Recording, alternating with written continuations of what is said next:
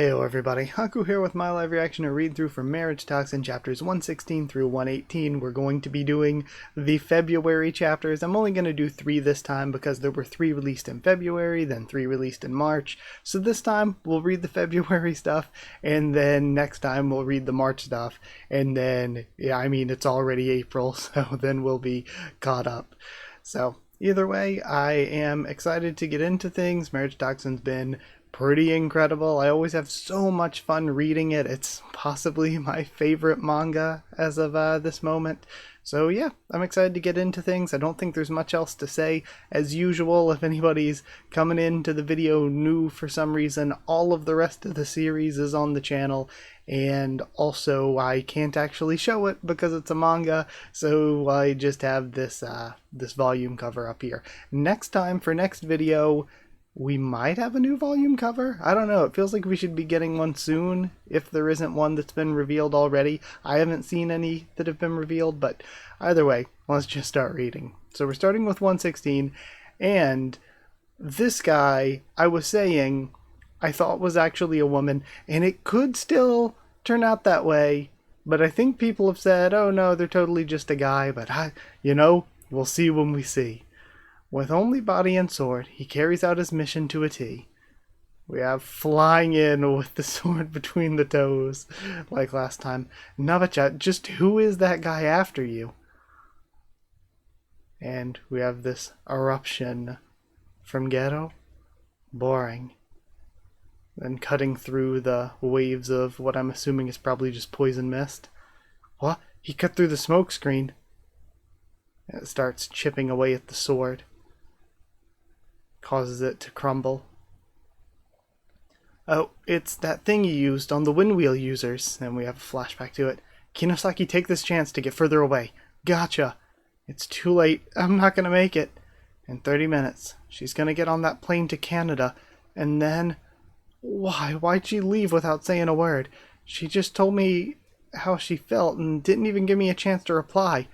My boy, it's too early to give up. Mr. Driver, I got a son round your age. He dreams of becoming a pastry chef. When he told me that, I realized that I was put on this earth to help dreamers like ya. Hold on. We're getting Mr. Driver again? This is so funny. Talk about recurring characters. So rest assured, just leave your future in the hands of this old shooting star from the mountain pass. I won't let you down. And then, thanks old man, we have grabbing onto the side view mirror with the feet is insane. And, hold on, are they using the road itself to heat the blade and then punching it to temper it? MARRIAGETOXIN is insane. I love this so much. That truck on the opposite lane. The driver's fallen asleep and is heading towards us. We're going too fast. If we turn the wheel now, we're gonna die for sure.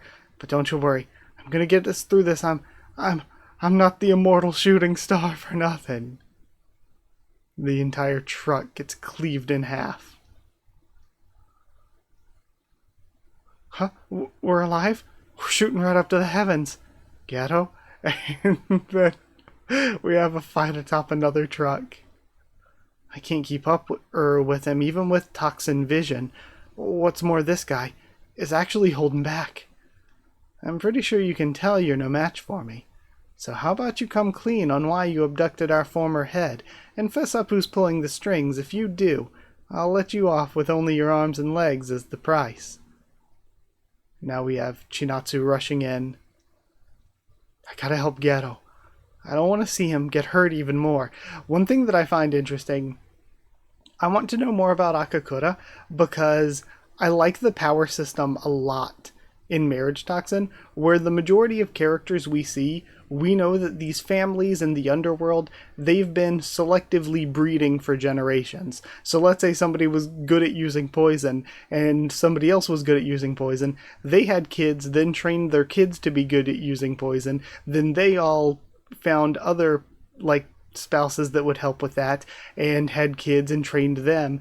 And so we have essentially got people who can do crazy stuff like controlling fire or controlling water just through selectively breeding people into having these abilities. But then we have people who show up and are like rarely born with abilities, which is what Peachy has, where we don't have either of those things confirmed for Chinatsu. Chinatsu seems to be somebody who wasn't born with any powers. She just like is one of the like genius of hard work types. Like she is as powerful or good, as strong as she is because of training alone.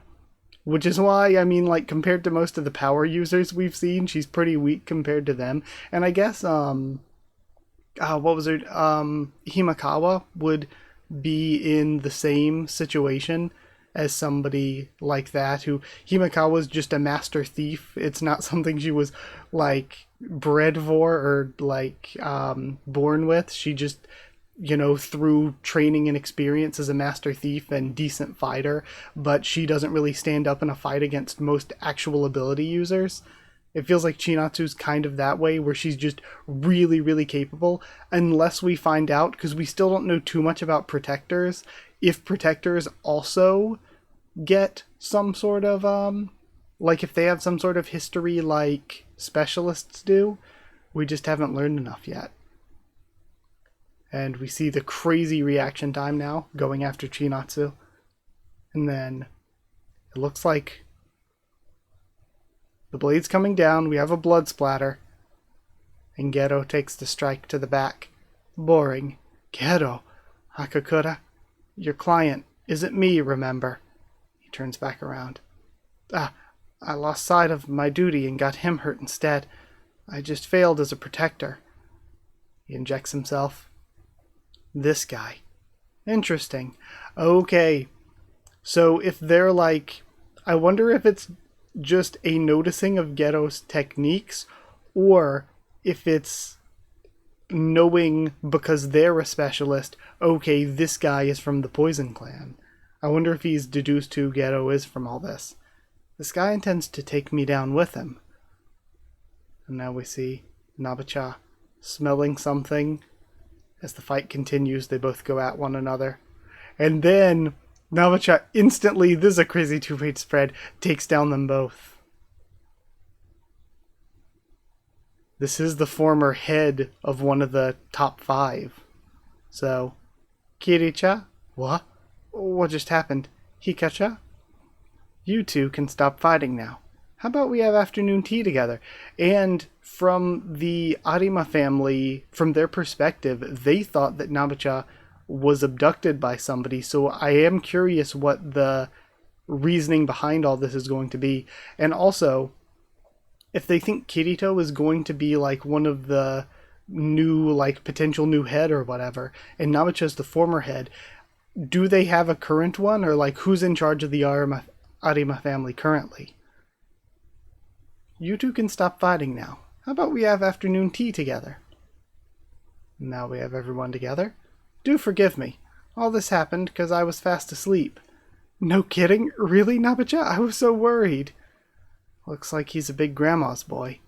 We had no idea that our client was the former Arima family head. Apologies for that. Why'd you have to sneak out of the mansion without telling anyone? If you just talked to us.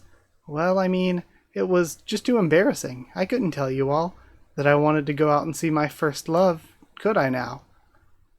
Meanwhile, never give up on your dreams. Next it'll be Nabe-cha's turn to see her first love. And we have the guy take it to the airport. That's so funny. Another very good chapter, though. The comedy was very good. I absolutely love the characters. The world gets built a little bit more. The art and character designs are absolutely incredible. The action was well done. And we have some of these like big, gorgeous art pieces. It just feels like every chapter really nails a bunch of stuff when it comes to Marriage-Toxin. So yeah, very, very, very, very good. But we get to read more, so let's go read 117. And let's go. I click onto 117, and I see Kazumama in the first panel. Chapter 117, Kazumama. We shift our spotlight to Erina, who's been left in the care of the Windwheel clan. Something the matter, Erina? Tell me a bedtime story. I freaking love Kazuma. I want one that's extra brutal and bloody, or I won't go to sleep. Oh, I guess I can't refuse then. I kind of might want to do once we catch up, and we're caught up anyway, I might do a character ranking or something. I want to do something else like that for Marriage-Toxin. Let's see. How about I tell you the story of my great-grandpa? I originally came from the Wind Clan. That clan had a rocky relationship with the other clans, and chose to wage war with the rest of the specialist world over 100 years ago. Battle after battle, the weak were weeded out, and only the truly gifted remained. As decades of strife carried on with no end in sight, it was in the thick of this war-torn era that a certain wind user gave birth to a catastrophic genius, the wind god, Amagi Kazuya. A man blessed by the heavens with an extraordinary altered lineage abilities. Remove the I threw in there. Exceptional intellect and unmatched combat strength. But with this innate prowess came insatiable bloodlust. He wreaked havoc among both specialists and ordinary people. Those who perished at his hands are believed to have numbered over 9,000. And of course they have the joke number. And to this day, he still holds the record for the most people killed by a single specialist. Okay. Following the appearance of this wind god, the underworld sanctioned the annihilation of the Wind Clan. A special extermination squad, composed of elite fighters and headed by the top 5 family members, was formed to hunt down the wind god. At the end of a long and deadly struggle, one of them managed to inflict a fatal wound on their target in exchange for his life. Okay, so one of the current head of the top person from the Beast family was taken down at the time, but was able to take the arm from the wind god.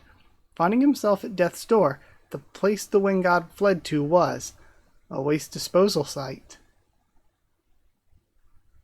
A garbage dump, huh?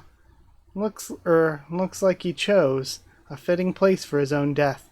We see Iron User Arima Nabe. Oh yeah? Where's that elephant Gramps gone off to? Then, the Beast Clan head, Dogo Ichiro-san, sustained an injury in the fight. This is so hype. This is so cool. Seeing, this is crazy world building here. So are we going to see maybe the other 4, heads or top fighters or whatever, now that Elephant Guy's taken down?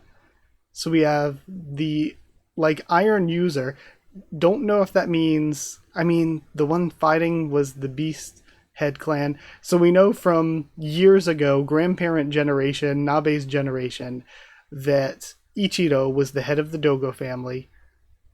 And it's cool how he looks somewhat a little honestly, he looks in that panel where he's laying down there kind of like a Gojo from Jujutsu Kaisen. But he looks somewhat a little bit like Toshiro. So then Nabe looks so cool. So we don't know if Nabe was the head yet, but we can assume maybe, since Nabe was the one sent. And we have Iron. So unknown, we don't get to know what one of the 5 are. It seems his condition took a turn for the worse, and not too long ago we breathed his last. So Kirishima is that family. And then, well, glad to hear that pesky old man's out of the picture. I'll really need to reread again, or try to refresh myself on the families and everything. So we have Kurokawa Haibe, and Haibe's just a little kid at this point. Glad to hear the pesky old man's out of the picture. So we have little kid Haibe. I wonder if he was already if he was the clan head as a kid, or if, again, he was just the one that clan sent. So Haibe's around. We have Kirishima, who we haven't learned what their specialty is yet. And we might get to see one of Geto's ancestors, like a grandfather or grandmother then. Okay. Let me send this one off then. And he starts to burn down the garbage dump. You snotty brat. Watch where you're throwing those flames. You're gonna get soot on my dress. Huh? Like hell I care. And I thought, so I'll need to refresh myself too. I can't remember. I didn't think the Fire clan was one of the top 5 anymore. I thought the Kurokawa clan had fallen out and had been replaced. And if so, who was the replacement clan? Or maybe I'm just wrong about that. Maybe I'm forgetting. And then, like hell I care about those clothes, fairy tale hag. Excuse me? Let's not fight. Among ourselves, we're allies. So I wonder if the bag carrier is going to be the one who was her love. You're just a baggage guy here, so don't stick your nose where it doesn't belong. I love the character designs. Die. And he catches the blade. I'm so sorry, Arima Nabe-san. I will readily die at your word, but please, can you wait until I've exacted revenge? I hope you can grant me this one request. And we see him holding a dead child. Iwao, you? Isn't he just here to carry our things? How'd he stop my slash, he thinks. Huh? What are you laughing at, poison user? Okay, we get to see the poison user. I got goosebumps.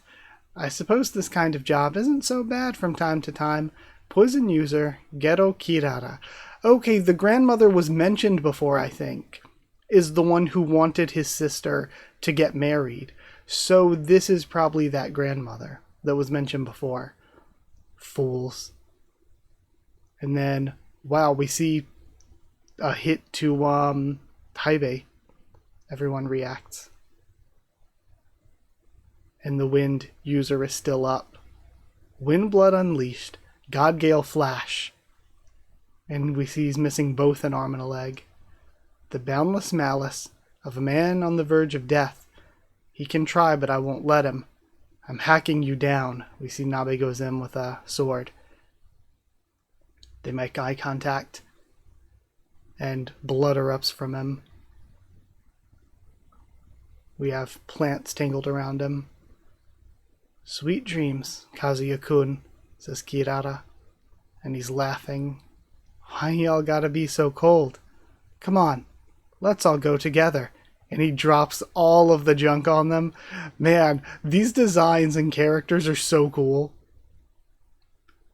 Damn it. There's too many. I can't make it. This is one of those things when, like, in any of these, like, long-running shonen and stuff, when you see these flashbacks to the past, and all these past characters are so cool that you're like, we need a spin-off following them.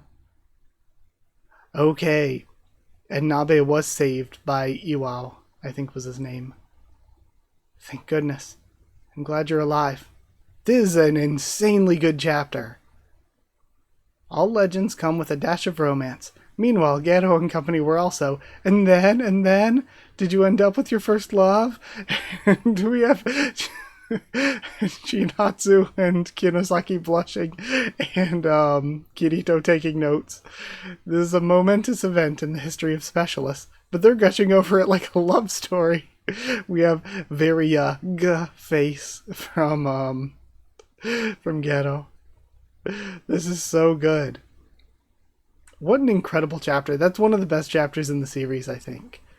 Again, it was fun. It made me laugh. It made me smile. I always smile so much while reading Marriage-Toxin.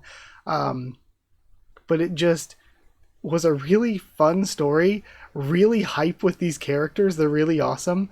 And the art is gorgeous. Look at the panels of the characters' faces towards the end of the chapter.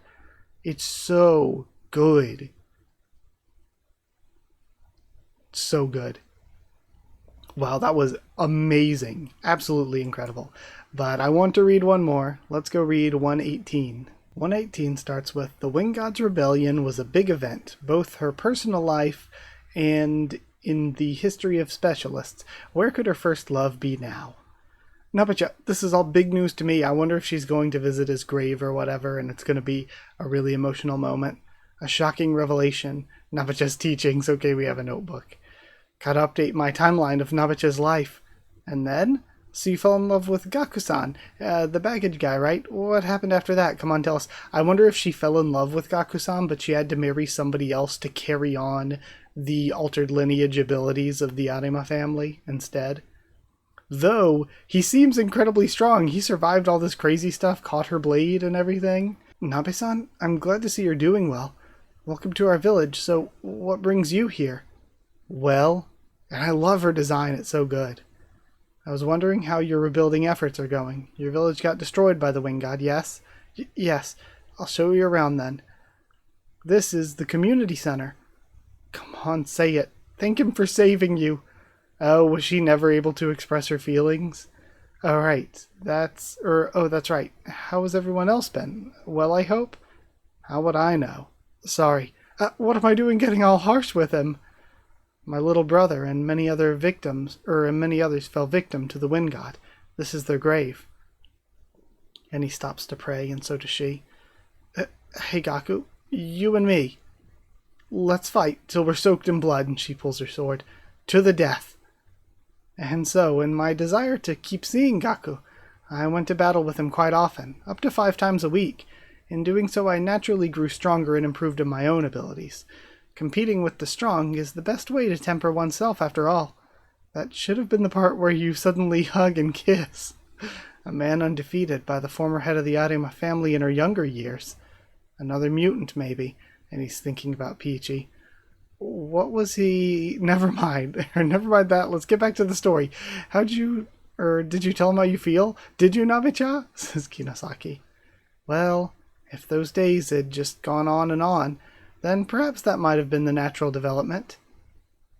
So again, with him being this strong, he would have actually been a perfect choice for her. Nabe-san, I'm so sorry. And it seems like he defeats her.